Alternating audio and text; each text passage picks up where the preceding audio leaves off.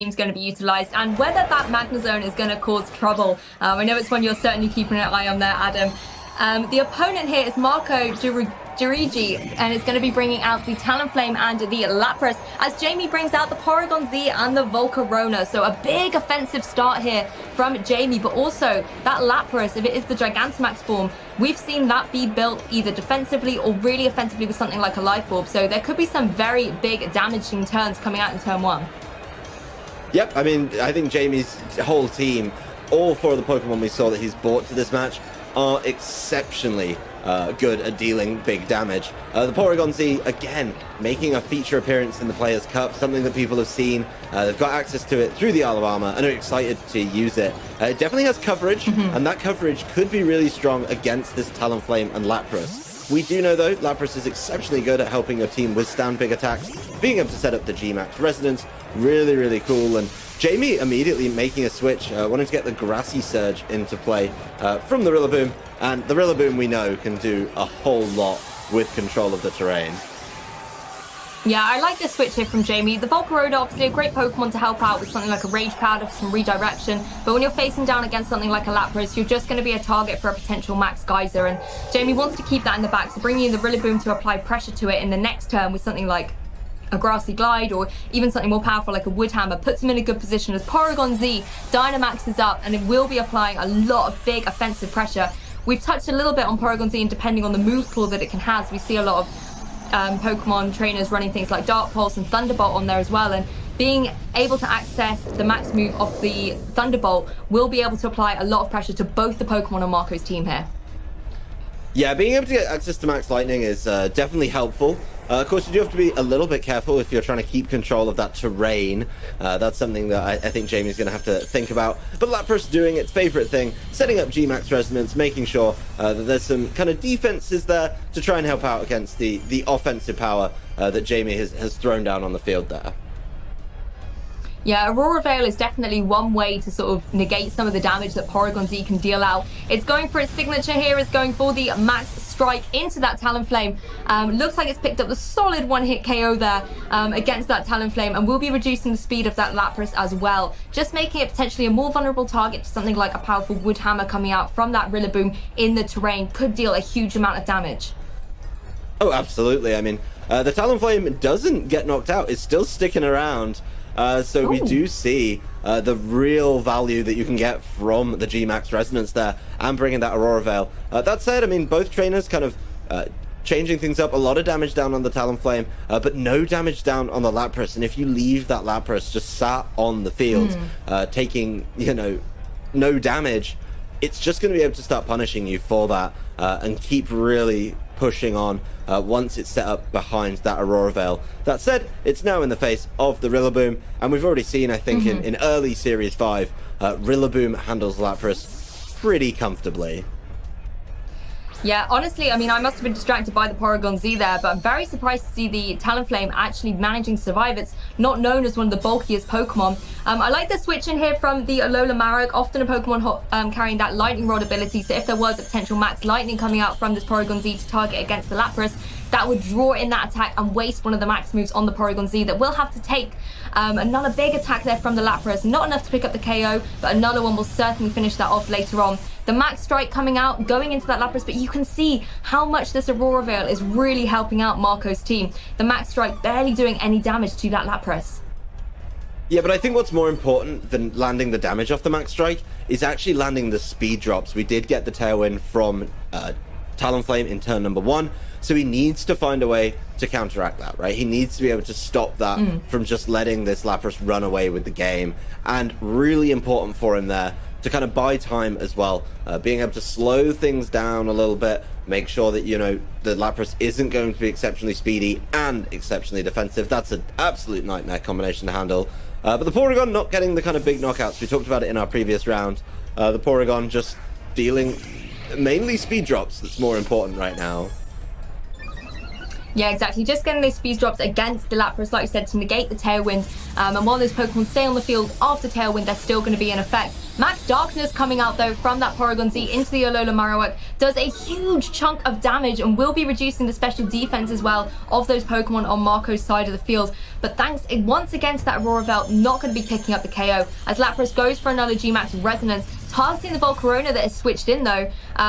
Thanks to its typing, able to hang on there thanks to it not being super effective despite a critical hit. So Volcarona is in a position where it can help out with some redirection going into the next turn as Porygon Z falls down to the Flare Blitz. So Jamie really switching up his Pokemon a lot, trying to establish a strong ball position. He's got his Volcarona in. I don't want to say unscathed, it has taken a big chunk of damage, but it now allows him to bring another Pokemon back in, maybe something like the Rillaboom to apply some fake out pressure going forward. Yep, I think bringing in Rillaboom here could be pretty interesting to see, bringing that fake out. Of course, that is the last turn of the Dynamax for Lapras, even though it's not changed yet. He's not going to bring Rillaboom right now. He's going to show us the Urshifu, so that may be able to try and help out a little bit here, particularly against the Marowak. I mean, should easily be able to deal with the Marowak. But then the Volcarona's left on its own to try and deal with the Lapras, which isn't always the most fun. I do like Volcarona here. I think Volcarona provides definitely a mind game for your opponent to play. For those of you who haven't seen it in previous formats, it is something that has been popular in previous years. If you leave it alone, it's going to Quiver Dance and then deal huge damage. But then if you target it, it's just going to Rage Powder and bring every attack over to it rather than one. So can certainly cause problems and get in your opponent's head a little bit. Yeah, I think you're right. The mind games here are really strong. If Volcarona maybe wants to go for some redirection, it is at low health, but it might be able to just save Urshifu from taking some kind of damage. But Urshifu's like, hey, I can deal it out. Goes for a strong close combat straight into that Lapras, picks up the KO. The one problem, of course, now is Urshifu's stats will be dropped as well, leaving it a little bit more vulnerable. And with no direction from the Volcarona, this could be dangerous. Heat Wave does manage to connect, though, onto that Marowak, a move that sometimes you have to cross your fingers for. It's not the most accurate of moves. But picks up the KO, doing single target with a critical hit as well. So Jamie looking to be in a really strong position here. He's still got that Rage Powder to redirect the next turn, meaning Urshifu can still deal out some big damage. Yep, Urshifu's probably feeling pretty good about its chances right now. Being able to tidy up there, really, really helpful. And we see why a lot of people have been leaning towards bringing it, and why Lapras has fallen down. I think when we were in Series 4, Lapras was pretty much top of the pecking order for Gigantamaxes. I don't know if it was the exact top, but it was certainly popular. And being able to knock it out quite comfortably with the close combat from Urshifu, certainly something you like to see. We saw the Volcarona there, wants to make sure that the attack from the Talonflame gets redirected. That would be really, really important. But he does have to worry, that Urshifu could deal big damage. And don't forget, Jamie's Urshifu close combated first, so his defenses are already a little bit lower than the defenses on Marco's side. Yeah, Volcarona here going straight for that Rage Powder, going to take the dual Wing Beat coming out from the Talonflame, one of those new moves that's been introduced. Does deal some good damage, but Volcarona able to hang on, meaning it will also redirect away this Wicked Blow. Phenomenal move here from the Urshifu on Jamie's side, that was, going into the Talonflame. Picks up the KO, of course, going to be guaranteed critical hit, but at the low HP. I'm pretty sure Talonflame is going down anyway. As Urshifu goes for the close combat, this is the Urshifu being redirected, picks up the KO against that Volcarona. And Jamie, his Urshifu is at a lower defensive stat. It's dropped now twice from that close combat, but we did see that it was the faster. Yep, I think that's really interesting to know. And it's nice to see something that happened earlier in the game that we didn't touch on.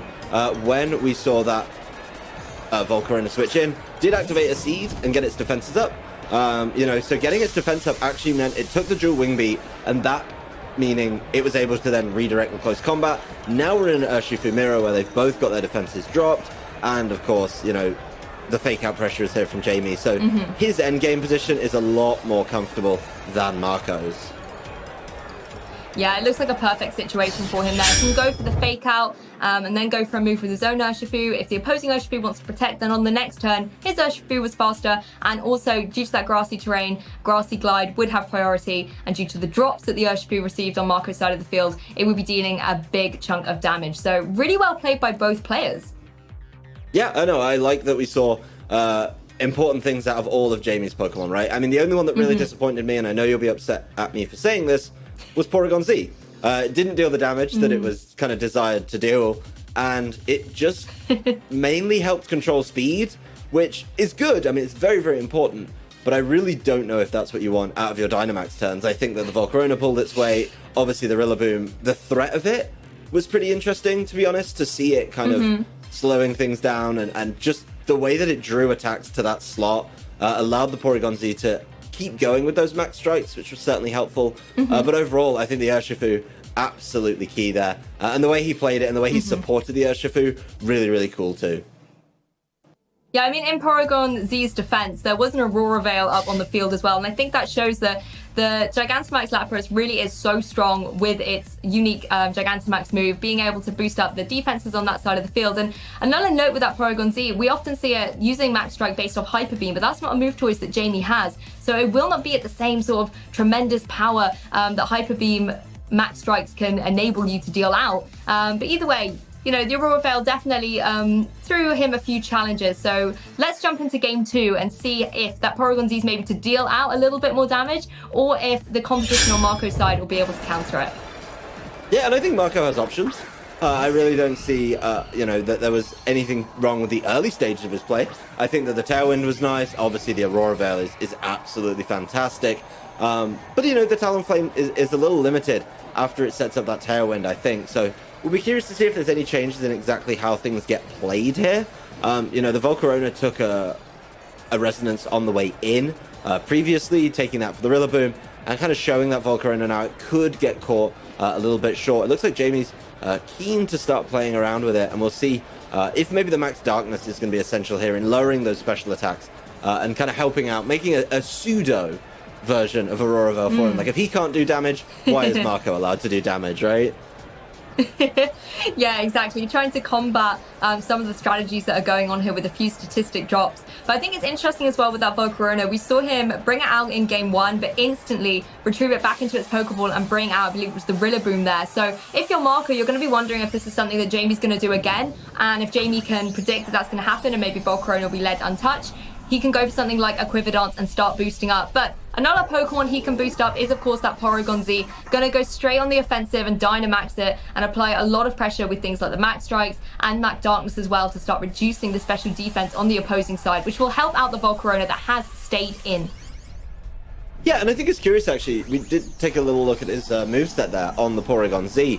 Something I didn't realize in game number 1 is he's got such a strange moveset on it. The fact that the Porygon Z has Trick Room, usually something we see on Porygon 2, but that does limit his coverage options, right? You're used to seeing a Max Strike with Max Lightning and, you know, then a coverage move like the Max Darkness. But not having that, it just kind of limits the options here, and I think Jamie's really relying on certain windows there. We do see the G-Max Resonance heading towards the Volcarona, and obviously with the boost and it not being a Rillaboom, it's not going to be a knockout there. Yeah, Marco, I think predicting that Jamie's going to go for the same strategy, bring in the Rillaboom here, but instead Volcarona able to take that really well, and predicting that the Talonflame is very likely going to go for the Tailwind, start boosting up the speed in the face of some Max Strikes, is able to utilize this and go for that Quiver Dance, boosting itself up with its speed as well, as Jamie does go for the Max Darkness into that Talonflame. Not going to be picking up any KOs, but I think the crucial thing here is reducing that special defense. That's something that's going to counter some of the pressure that the Aurora Veil has applied. Yep, I mean, he absolutely has to try and start dealing knockouts. You know, you don't want to leave Lapras on the field as long as you did last time. Even though you got the win, it's still something I think players have to worry about a little bit there. So even that as well, every Max Darkness that you keep going with is going to get more and more valuable because you're getting the drop. So really smart play here, I think, from Jamie. And I do really like the adaptation. The Quiver Dance, you know, saying, hey, I'm actually going to leave it here. It's not the Rillaboom. Sorry about that. But I'm going to get a Quiver Dance up, and now I'm going to be a huge problem for you. Yeah, exactly. As soon as a Pokemon has boosted up its stats, you can't ignore it on the field. Volcarona does avoid the Max Windbeat there, so leaving itself in a great position. Max Geyser going into the Porygon Z slot as well, so not a double target up there from Marco. As you can see, Porygon Z able to take that, but I think crucially setting up the rain here to negate some of the fire-type damage that Heat Wave would deal out. Really, really good play there by Marco, but instead it's going to be the Giga Drain, dealing good damage and also regaining some HP, putting Volcarona back into that strong position of being at full HP as Max Strike comes out again from the Porygon Z. I'm not sure, did that actually manage to pick up the KO? It's going to be exceptionally close. It didn't get there, and the Lapras just clinging on.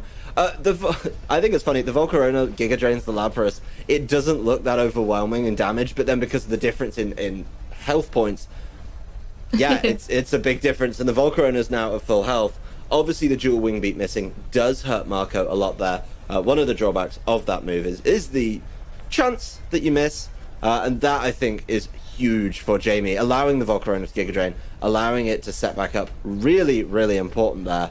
So really kind of good turn from here. The Volcarona hasn't even got its boost yet, so may have to wait a little bit for that. But Lapras is scared on this last turn of its Gigantamax. Yeah, knowing that it's quite a vulnerable target here to the Volcarona, just goes for the Max Guard. Volcarona this time not able to dodge out of the way of the dual wing beat. You can see how much damage that dealt, would have been so crucial for Marco in the previous turn. Lapras managing to protect itself, but Porygon Z going for that Max Darkness, going to reduce the special defense down even further, and manages to pick up the KO against that Talonflame. So doesn't have to worry about Tailwind potentially being set up in the future, and also Volcarona doesn't have to worry about any more dual wing beats.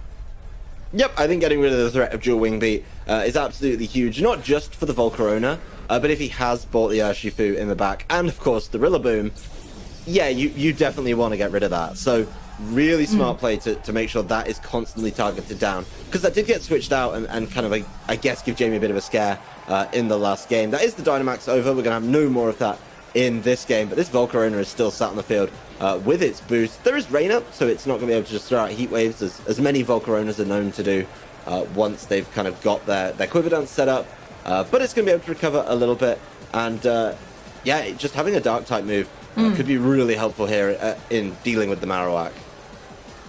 Yeah, I really like this position here for Jamie. Although the Volcarona isn't going to be dealing out many heat waves in the rain, that also means the Marowak isn't going to be dealing out too many flare blitzes either.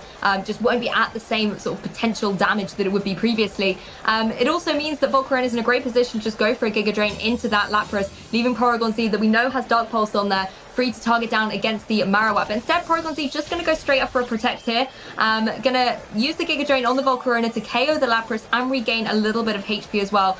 Even though it is raining, that Marowak can deal out so much damage. So if it's going for something like a Poltergeist, one of the new moves as well, targeting down into that Volcarona, it's going to attack itself with its own item and will be KO'd. The interesting thing about this move is it doesn't work if your opponent, if the Pokemon you're targeting doesn't have an item, and the fact that Grass Seed hadn't been activated this game meant Volcarona was unfortunately going to be KO'd.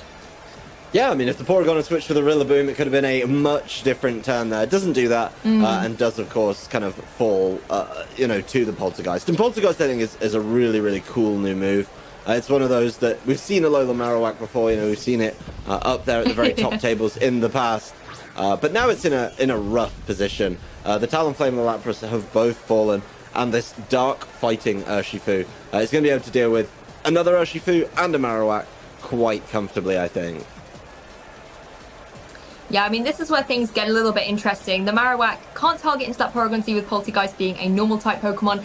And at the same time, Marowak has to worry about a Wicked Blow or a Dark Pulse coming out from either of Jamie's Pokemon. With the Porygon Z, though, being so vulnerable on the field to a fighting type move from the Urshifu, it could be the opportunity to maybe switch out its Pokemon and bring that Rillaboom in, just to maybe take some damage or apply a Fake Out in the next turn into that Urshifu.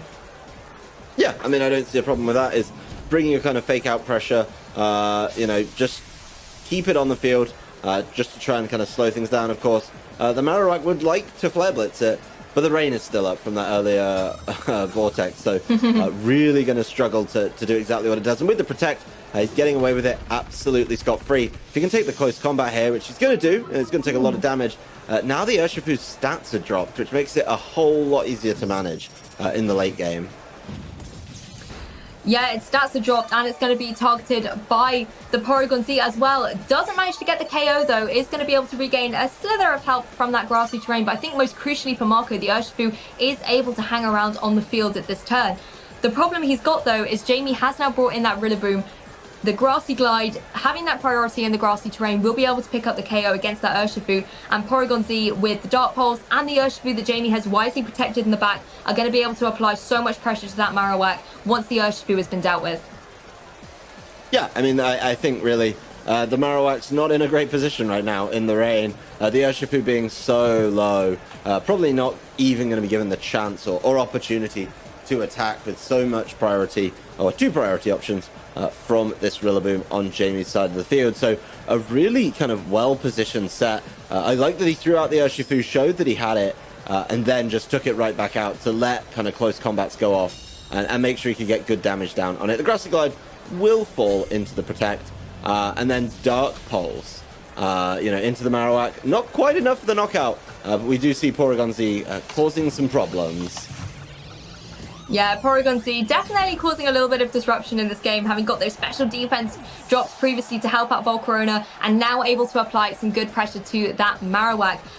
Critically, the Urshifu on Marco's side is still around though in this game, and of course, we're going to have a little bit of the grassy terrain health regeneration as well at the end of this turn. Jamie will now of course be forced to bring in his own Urshifu from the back, and this is where the mind games happen and things get a little bit interesting. Obviously Urshifu can apply a lot of pressure to that opposing Marowak, but the Porygon Z as well, you'd almost want to target Urshifu into Urshifu, right? And then go for the Dark Pulse with the Porygon Z into the Alola Marowak. But if there's a few protects here, and Marco's able to capitalize on which Pokemon he defensively protects and then targets with the other one, it could be a little bit tricky for Jamie. Yeah, I think Jamie just has to get his targeting right in these last couple of turns, and he'll be able to seal up this game. So really kind of smart ball positioning by him to have options, particularly having dark fighting options at the end of the game against an Urshifu and a Marowak. Really kind of nice, knowing his team inside and out, and making switches much earlier in the game that are really paying off for him. He is definitely mulling this move over, though, letting the move timer run down to a total of 4 seconds. So definitely thinking it through. Yeah, the Marowak protecting there on Marco's side, as the Urshifu goes for a Sucker Punch, called it into the Marowak slot there, so the Urshifu on Marco's side is going to be able to fire off a close combat into the Urshifu on Jamie's side, will be picking up the solid KO, but as long as this Porygon Z has targeted into that Urshifu, it may be able to get a KO, and being the faster of the two, then it's going to be able to pick up the KO against the Marowak on the next turn. As you can see, Jamie did manage to call the targeting correctly there, picks up the KO, and now it's just a Dark Pulse click away to win the set for Jamie. Yep, I mean, even with the recovery from the grassy terrain, I just don't think the Marowak's going to be able to clutch this one out. And not having access to Flare Blitz for a number of turns on this game has been certainly a problem for this Marowak. Something that maybe Marco is going to have to think about as he plays out the rest of his games. Marowak, though, not even given the chance to try. A Dark Pulse from Porygon Z will seal up this game. And Jamie Boyt, a nice little 2-0 from there in round number 3. Yeah, fantastic play there from both players. Phenomenal win there for Jamie as well, being able